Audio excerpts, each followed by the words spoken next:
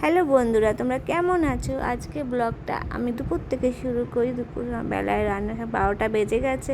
আমি রান্না বসিয়ে দিয়েছি। শাকটা ফোড়নও দিয়েছিলাম, একটু পেঁয়াজ, একটু রসুন, কালো জিরে, শুকনো লঙ্কা। হয়ে গেছে আমার শাক রান্নাটা। তারপরে মাছ হবে।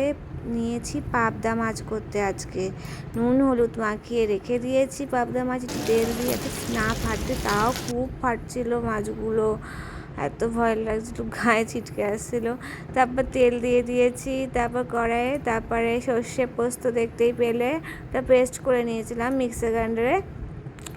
তারপর একটু কালো জিরে ফোড়নে দিয়েছিলাম আর একটু পেঁয়াজ কুচি দিয়েছিলাম। তারপরে মশলাটা দিয়ে ভালো করে কষিয়ে নেব আমি এখন। দেখতেই পাচ্ছ তেল ছেড়ে দিয়েছে, খুব সুন্দর হয়েছে কিন্তু কালারটা, কিন্তু বলো, তেল ছেড়ে দিয়েছে। এখন একটু জল দিয়ে দেবো। তারপরে আমি মাছগুলো দিয়ে দিলাম। মাছগুলো দিয়ে ভালোভাবে ফুটছে।